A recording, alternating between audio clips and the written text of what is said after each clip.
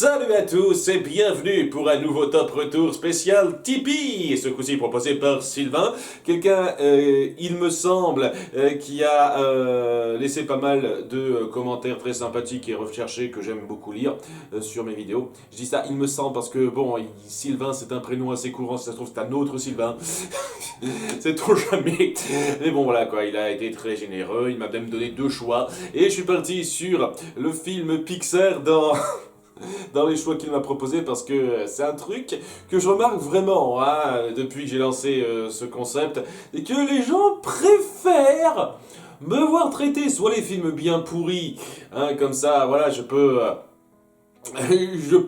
me faire chier à trouver des qualités à quelque chose que j'aime pas. Ils aiment bien faire ça les gens. Soit c'est des films Disney Animation Studios ou Disney Toon, un petit peu, mais les films Pixar pas trop. Sont pas trop intéressés que je revienne sur les films Pixar apparemment. C'est pas particulièrement ce qui les éclate le plus, la majorité des gens en tout cas. Donc voilà, quand on me propose un film Pixar en top retour personnalisé Tipeee, je saute sur l'occasion. Et c'est le cas avec Wall-E, un film que j'aime énormément, un très bon Pixar, celui qui honnêtement est le plus irréprochable en termes de qualité propre du lot des Pixar. Parce que voilà, c'était pas si compliqué que ça de trouver au moins 5 points à redire sur Toy Story 3 et Les Indestructibles, même si je les apprécie plus. Là, c'était un petit peu un défi. Je vous cache pas, ça n'a pas été super simple à trouver les 5 points négatifs en question. Et c'est pas une fois de plus parce qu'il y a moins de choses négatives à dire sur un film qu'il est automatiquement meilleur. Ça prend aussi en compte à quel point les choses positives sont puissantes ou pas par rapport à l'appréciation de la personne, évidemment. Donc voilà, je le rappelle rapidement, histoire que ce soit clair, c'est pas parce qu'il y a un petit peu moins de choses à redire en termes de défauts que c'est forcément meilleur qu'un autre film. Wall-E, j'adore l'ambiance, j'adore nos personnages principaux, j'adore le message qu'on veut renvoyer, comme quoi faut pas céder à l'apathie, il faut faire gaffe à conserver son individualité et pas juste subir la vie qu'on a. C'est assez important à faire passer, ça c'est bien rendu, il y a beaucoup de choses très bien rendues dans ce film, et je l'en ai déjà parlé, le film qui a le moindre tour négatif que j'ai jamais traité. Je veux dire, même les films que j'ai le plus appréciés, il y a toujours eu au moins 1 ou 2 personnes pour dire « Moi j'ai un peu moins accroché », voire limite dire qu'elle aimait pas trop. Toy Story 3, Les Indestructibles, La Planète au Trésor, La Belle et la Bête, tout ça. Il y a toujours eu un peu de gens pour dire que, ouais, c'était pas aussi génial que ça pour eux. J'ai vu personne dans les commentaires dire une seule fois que Wall-E c'était pas super pour eux. Tout le monde trouve que c'est un chef-d'œuvre presque. Donc il ne doit pas y avoir beaucoup de gens qui doivent se réjouir à fond de m'entendre dire du mal de ce film. Parce que bon, une fois de plus, aucun film n'est vraiment parfait, je le redis. Et ouais, il y a des petites choses à redire. Pas affreuse du tout, je vous cache pas, comme je l'ai dit, que j'ai dû me chercher un petit peu loin pour aller jusqu'à 5 points. Donc les premiers que vous allez entendre, c'était pas des points super graves, mais suffisamment importants pour être un petit peu comptabilisés. On va pas tourner autour du pot indéfiniment, c'est parti pour le top 5 des pires points de Wall-E. Put on your Sunday clothes, there's lots of world out there. Numéro 5, un message écolo un peu trop rentre dedans. Ouais, j'ai parlé d'un message du film, comme quoi il faut pas céder à l'apathie, celui-là est très bien rendu. Celui qui est plus en surface, qu'on nous montre plus directement sur le fait qu'il faut savoir s'occuper de notre planète, parce que c'est à cause de nos actions que notre environnement change, c'est basique.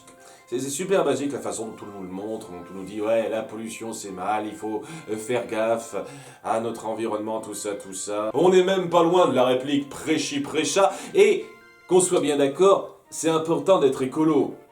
Je suis l'une des premières personnes à dire qu'il faut faire gaffe à son environnement, le polluer le moins possible et faire gaffe à comment on interagit avec son environnement, surtout quand on voit les répercussions qu'il y a maintenant. Voilà, c'est des mises en garde qu'on n'arrête pas de nous faire, qui sont totalement légitimes. à faire, parce que voilà, la planète, l'écosystème de la planète plutôt, hein, parce que voilà, la planète, je pense qu'elle survivra à notre présence, hein, une fois qu'on disparaîtra, mais l'écosystème de notre planète souffre énormément à cause de notre présence, parce que beaucoup d'entre nous ne faisons pas gaffe et que on accepte un petit peu trop certaines choses. C'est important à reconnaître, et il y a des efforts à faire à ce niveau-là, sachant que je pense qu'une grande partie des efforts doivent être faits par les représentants, les dirigeants, pas par les petites gens en dessous qui sont un petit peu obligés de subir le système et qui peuvent rien faire par eux-mêmes. Sauf si on fait une révolution, là ça serait quelque chose. Mais bon, c'est un petit peu... C'est un peu extrême de considérer ça encore parce que ça évolue à petite vitesse. Le fait est que, voilà, bien s'occuper de notre planète, faire gaffe, etc., c'est pas un mauvais message à passer. Quand on nous rabâche en disant qu'il faut faire gaffe à la planète avec une façon pas du tout subtile comme dans ce film-là, ouais, c'est un peu grossier malheureusement et ça a pas beaucoup de poids. Hein, c'est pas une mauvaise chose à faire passer. Disons que vous auriez pu être un peu plus subtil, ce que vous n'êtes pas. Numéro 4, un mélange de styles visuels qui ne passe pas. J'en ai parlé dans ma critique de ça.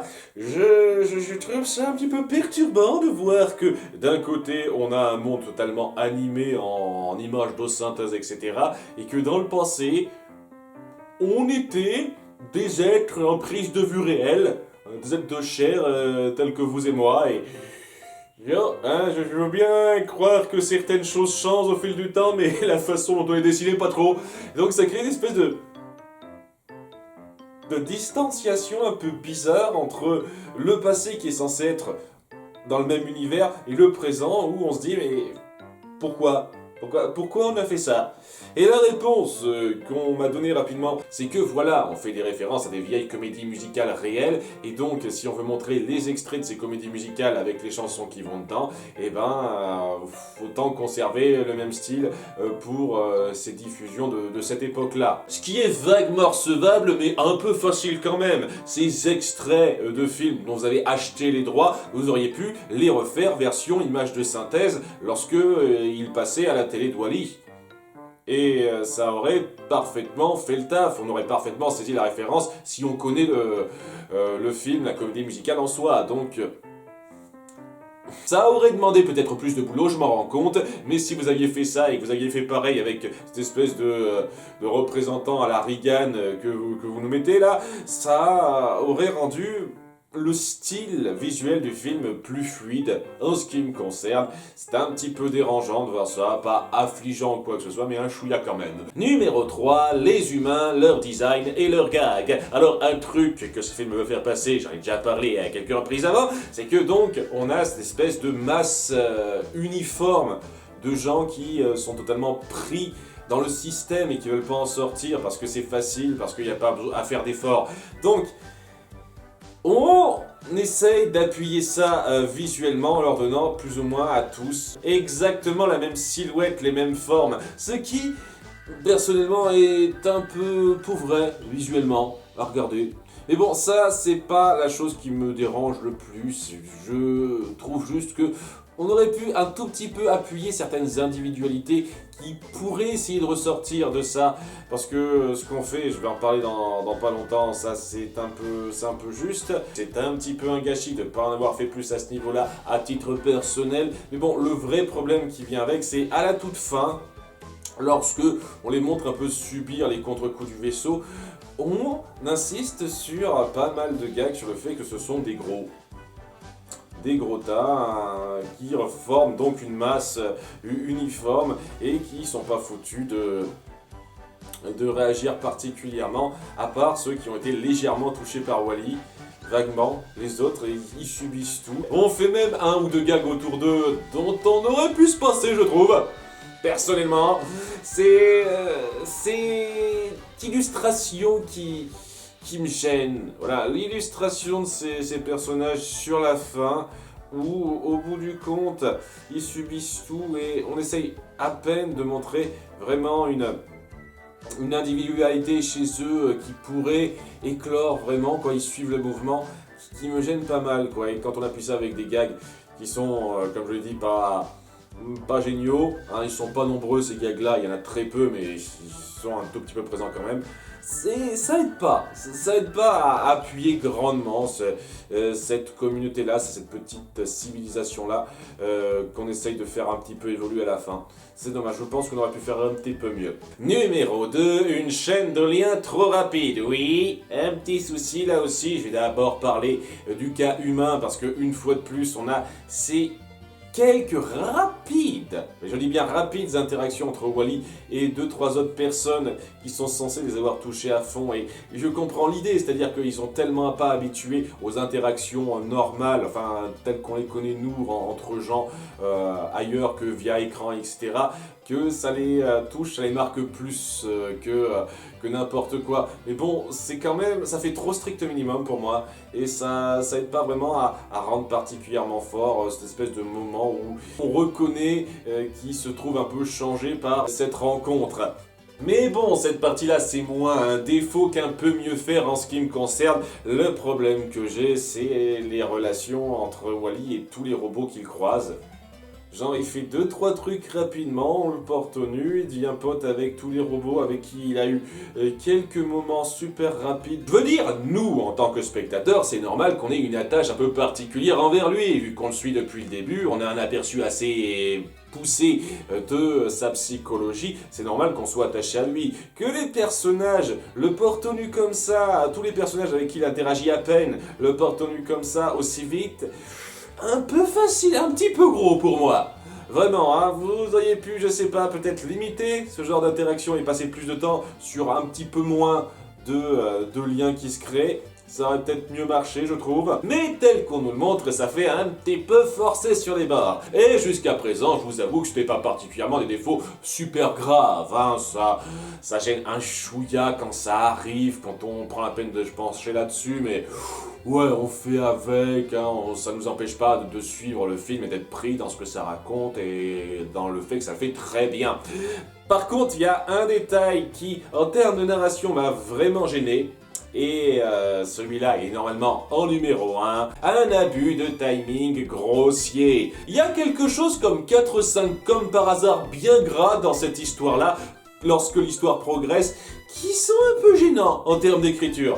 J'ai le sentiment que vous forcez un peu les choses, tout simplement à s'enchaîner comme vous le voulez, et donc oui, il faut qu'il y ait des coïncidences qui s'enchaînent des fois, et les coïncidences, elles se ressentent un petit peu trop. Un petit peu trop en ce qui me concerne, hein, que ce soit au début par exemple, ou pile au moment où Wally trouve une plante, il faut qu'Eve arrive. Vous pouviez pas mettre ça en scène comme quoi Eve arriverait plusieurs jours après, ou un truc comme ça, ou genre, ça aurait pu être une plante qu'il aurait trouvée il y a plusieurs mois de ça, ou quelque chose comme ça, et il aurait commencé un petit peu à s'en occuper lui-même, et il aurait pu avoir un lien un petit peu plus puissant avec cette plante, quelque chose comme ça, mais non quoi, il a trouvé cette plante, ça va jouer un rôle, paf, donc Eve arrive, et c'est là que ça doit se lancer. Parce que voilà, il faut enchaîner les choses un peu vite. Le coup de la poubelle où Wally se trouve là comme par hasard, ça tombe bien. Le coup de la soute à déchets où il y a ce petit robot qu'on voit depuis quelques temps qui arrive pile poil au bon moment pour empêcher les portes de se fermer totalement. Ça tombe bien quand même, hein. Ce genre de choses, en termes d'écriture, c'est un petit peu... un peu facile, un peu grossier pour moi, et ouais, c'est ces moments-là qui rendent les moments de tension, les moments de développement de l'intrigue, pas aussi fluides qu'ils le pourraient. Parce qu'on sent que, à quelques moments, les scénaristes sont un peu mis au pied du mur. Ils n'ont pas d'idée super précise de comment bien faire avancer les choses de façon naturelle, qui donne l'impression que c'est nettement pensé au détail. Et donc, ils créent un petit peu ces facilités qui interviennent un peu trop souvent. Ce serait une petite fois, je me dirais, ok, ça arrive de temps en temps, et ce serait pas si grave que ça, mais... 4-5 fois quoi, 4-5 fois on a des trucs comme ça où du comme par hasard aide beaucoup la situation, c'est un peu trop, hein, c'est le truc qui me gêne dans ce film un petit peu, hein, ça m'empêche pas une seule seconde d'apprécier énormément les grands moments d'écriture, les moments d'émotion, etc., et d'ambiance. Hein. J'en ai parlé à plusieurs reprises, ça reste un film excellent. Mais si je devais vraiment pointer un truc qui l'empêche d'être au panthéon des plus grands films du monde en ce qui me concerne, eh ben ce serait ça. C'est ces moments grossiers de coïncidences un peu trop faciles et un peu trop nombreuses à titre personnel. Voilà qui est fait, un film de plus de traité. Merci une fois de plus à Sylvain pour sa participation, ça me touche toujours autant que des gens veuillent aider ma chaîne comme ça. Merci encore, j'espère que cette vidéo vous aura plu. Une fois de plus, hein, ces défauts-là ne viennent pas grandement contrecarrer tout ce qui est très bien fait dans le film. Hein. J'espère que c'est clair hein, maintenant. Merci d'avoir suivi, à très bientôt pour de futures vidéos. Au revoir.